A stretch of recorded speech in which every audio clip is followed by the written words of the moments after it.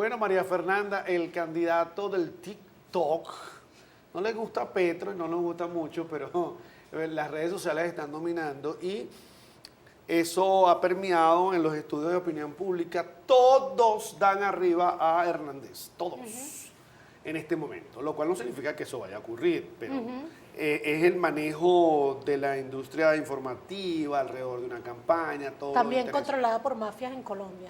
En Colombia, tristemente, un país de mafias, las corporaciones mediáticas son otra mafia que pertenecen básicamente a 3 o 4 familias y son esas mismas corporaciones también dueñas de encuestadores. Te la pongo así muy rápida. ¿Qué quiere Colombia en este momento y qué realmente necesita? ¿Qué quiere Colombia? Es una respuesta compleja. Yo lo que creo que una buena parte del pueblo colombiano nos dejó claro en las calles de Colombia el año pasado es que está cansado de ser manejado por una oligarquía asesina que mata, judicializa y también hambrea al pueblo colombiano y lo somete a las desigualdades más altas del continente, ¿ya?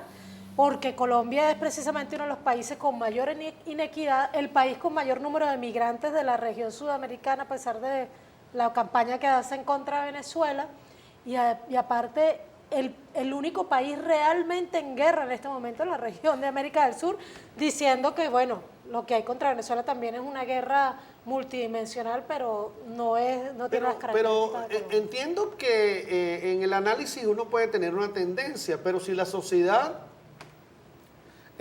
está proclive a seguir desmenuzando esa información y a entenderlo completamente, ¿por qué hay 12 millones en contra de votos?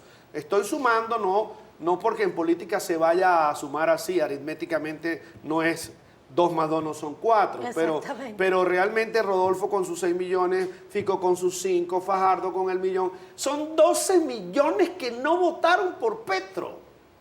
Entonces eso implica de que la sociedad como que no le responde completamente a un mensaje, una estructura que desde la campaña de Petro viene dando. Ahí habría que decir primero que, perdón, hay una gran parte de la sociedad colombiana que ya no confía en el Estado colombiano, ni siquiera en su sistema electoral, ¿ya? No lo digo solo por los números de abstención, sino incluso por los números de gente que no está ni siquiera inscrita en ese sistema electoral, ¿no?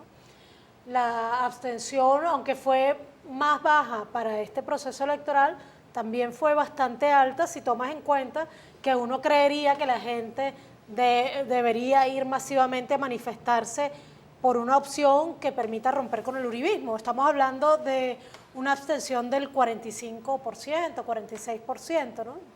Creo que esta vez llegó tal vez a 44%, pero bueno, lo cierto es que el resultado electoral da cuenta de una tendencia importante.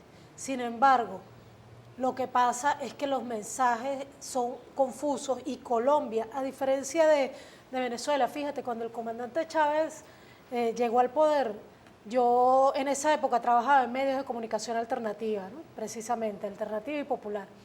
Y una de las primeras cosas que me sorprendió del gobierno del presidente Chávez es que logró en sus primeros años decirle al pueblo venezolano y convencer al pueblo venezolano de algo que quienes trabajábamos en los medios de comunicación alternativa no habíamos logrado realmente mostrarle al pueblo, y es que las corporaciones mediáticas mienten y que esos discursos van a favor de las oligarquías que gobiernan el mundo y particularmente del imperio capitalista.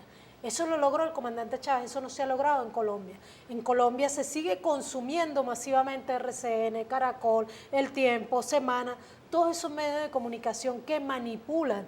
Y aparte, estamos hablando de un país con gran número de personas en situación de calle, con gran número de personas en situación de absoluta hambruna, no lo digo yo, lo dice la FAO, son escandalosas las cifras. Entonces, cuando hablamos de eso, hablamos de un público objetivo en el que el pensamiento crítico no es sencillo de transmitir, de despertar. En ese sentido es que una persona como Rodolfo Hernández logra emerger gracias a la confusión. Una presunta claridad que lo que hace es generar confusión. Ahora, pero entonces, en este momento, en esta fotografía a 2 semanas del acto final, donde se le consulta a Petro y Hernández respectivamente con respecto al tema Venezuela, uno asume una posición diciendo, mira, aquellos que resuelvan su problema, nosotros estamos por resolver lo nuestro, me estoy refiriendo a Hernández, nosotros vamos a resolver lo de los pobres de Colombia, la pobreza en Colombia, en fin. Y Gustavo Petro sí dice, no, nosotros tenemos que dirigirnos hacia una producción, por ejemplo, no petrolera, energías limpias, tenemos que entender que hay una serie de hechos coercitivos contra el gobierno, contra Venezuela. Es decir, hay posturas disímiles, pero Hernández es como más sencillo, más simplista y dice, no me meto ahí. Sí, Hernández es más sencillo en pero todo. ¿eso produce rédito, eso produce activo importante o no? Claro, porque fíjate, de los 3 candidatos que tenían más del 10% de probabilidades de pasar a segunda vuelta para esta primera jornada del domingo, solamente uno decía que no iba a retomar las relaciones con Venezuela y ese era Federico Gutiérrez, que iba a mantener la misma postura de Iván Duque y del gobierno uribista.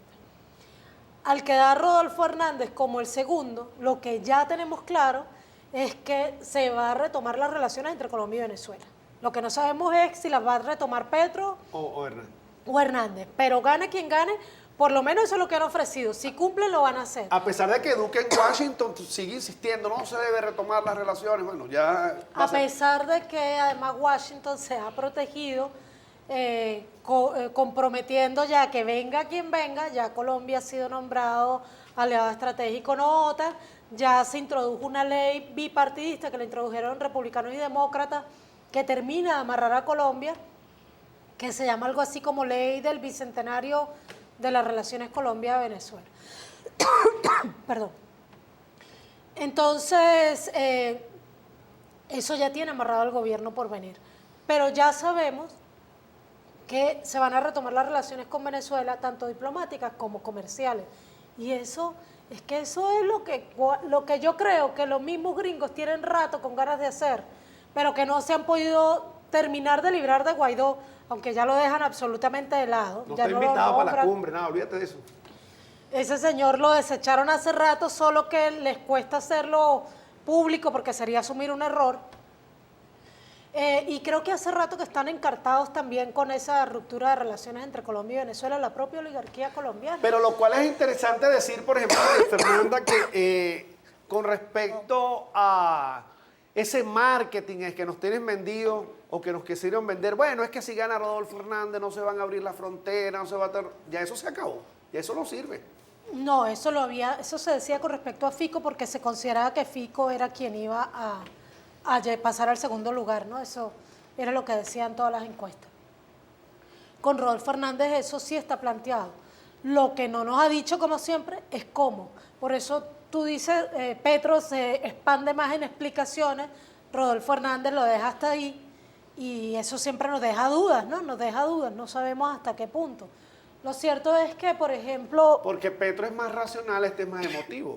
Y eso es lo que vende al final en la campaña electoral, ¿no? Porque Petro ha elaborado verdaderamente un programa de gobierno que ha discutido con la alianza que le acompaña, y ese programa pues es un programa complejo, como debe ser un programa de gobierno para gobernar un país tan complejo como es Colombia. Me queda solamente un segmento y me gustaría ver si me ayudas con el tema de ya lo cuantitativo electoral, es decir, el voto en el exterior, el voto cautivo, quién lo tiene, cómo se puede manejar, cuál puede ser la tendencia, qué puede hacer el colombiano en Venezuela, sabemos que no vota acá, pero qué puede hacer, cómo ves hacia dónde se puede balancear. Algunos decían por acá también que hay que hacer campaña, que hay que llamar a los colombianos para que voten de una forma u otra. Ayúdame a entender eso, pero en el próximo corte.